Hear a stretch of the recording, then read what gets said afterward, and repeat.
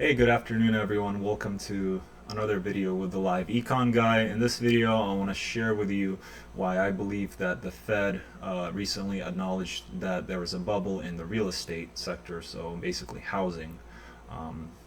Recently, there's been quite a few commentators and people on the news essentially saying that there's a bubble in housing, but I want to kind of show you why I believe that the Fed believes that as well.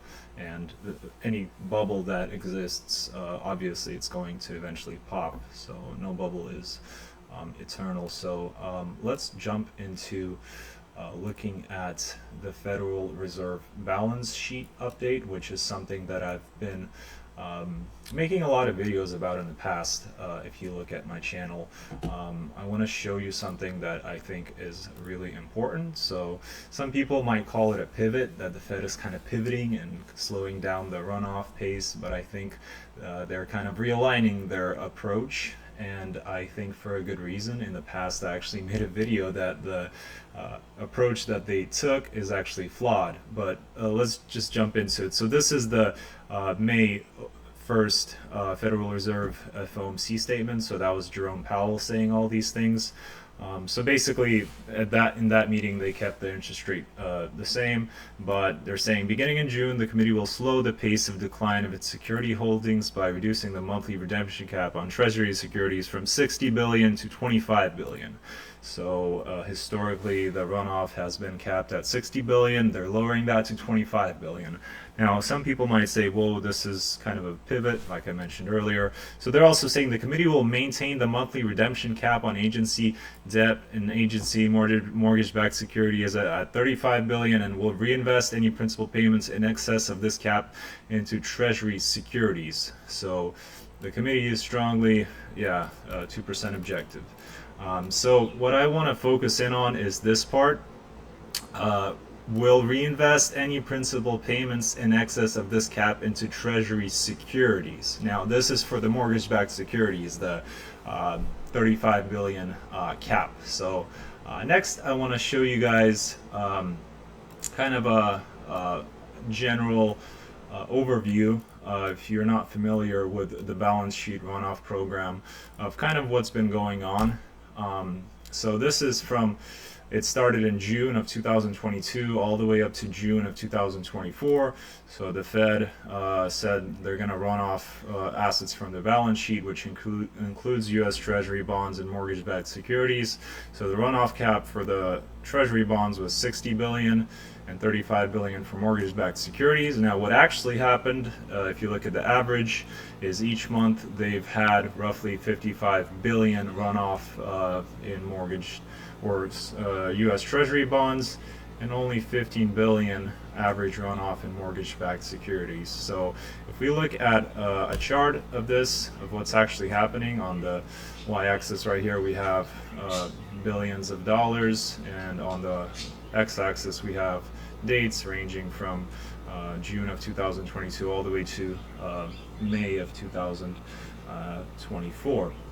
So the orange line represents the cap, so it started lower for the first 3 months, and then for US Treasuries it was 60 billion, and that, as we've read just prior to this, is going down to 25 billion, so it's going to be kind of right here. The blue line is the actual runoff monthly, so as you can see, due to kind of accounting stuff and how the data looks on the Fed website, sometimes it's lower, sometimes it's higher, but really it's hitting the cap on average.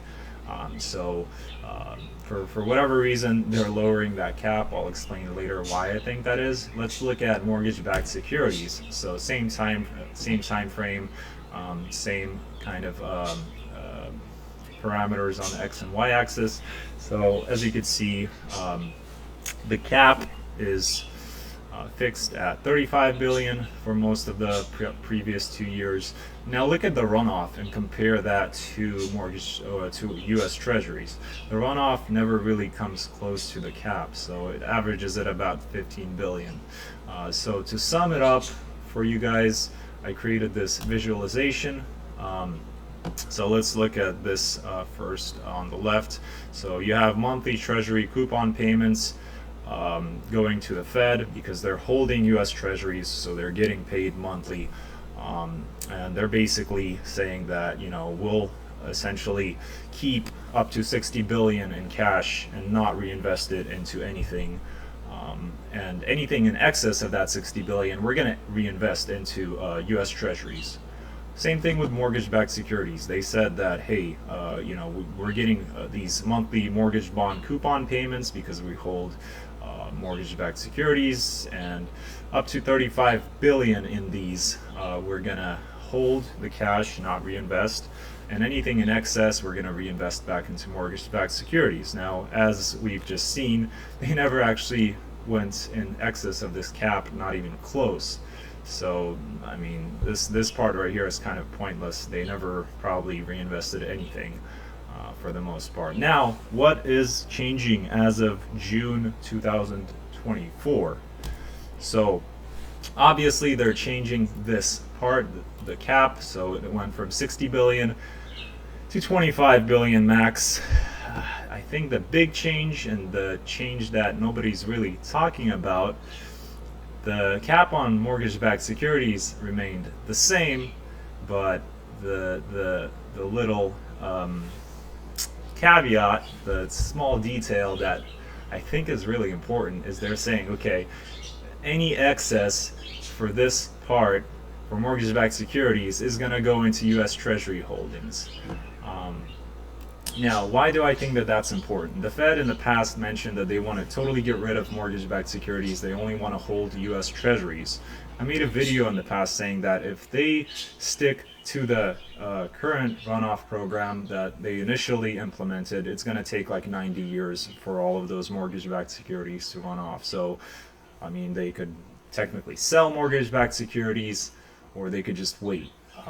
I think really what they're doing, what they're hoping, and what they're projecting is that there's going to be some turmoil, some heat, let's just say, in the housing sector.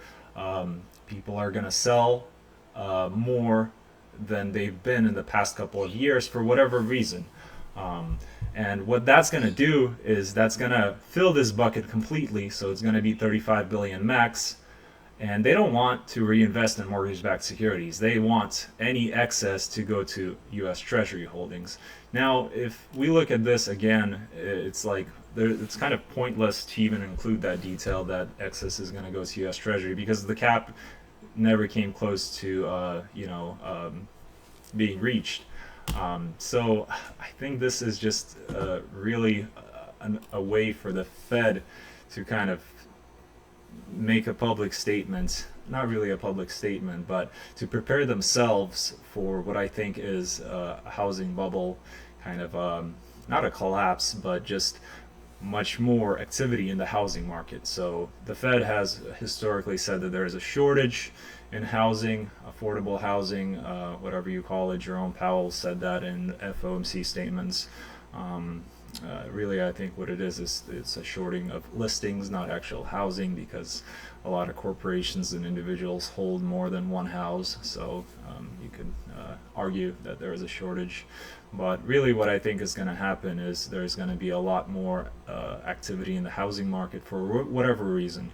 I mean, interest rates are currently pretty high, higher than they've been, and unemployment rate is slowly ticking up. So really, again, the Fed wants to get rid of all their mortgage-backed securities. They want to only hold U.S. Treasuries. So if Jerome Powell asks one of his staff members, like, hypothetically, how can we get rid of all of our mortgage-backed securities? Like, we don't want to hold them.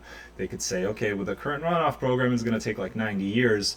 Or, hypothetically, we can hike interest rates up to like 20%.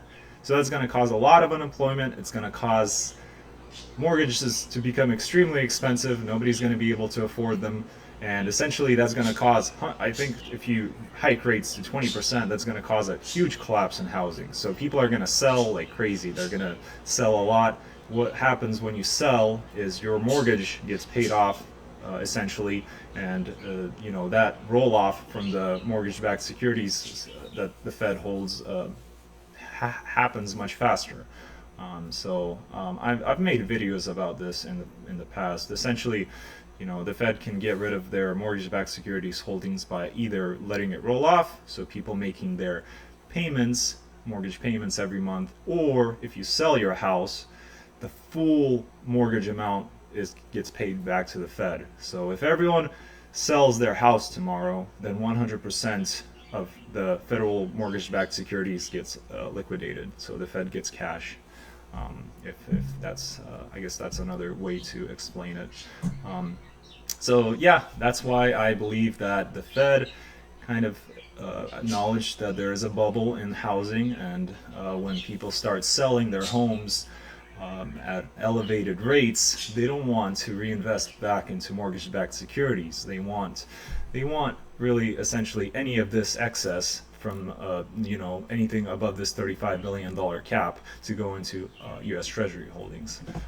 So again, I think that's really important, and I think that's something that is worth looking into in the next couple of months or even years. So yeah, let me know what you all think. I think this doesn't get enough attention, and I think it definitely deserves more discussion. So thanks for tuning in.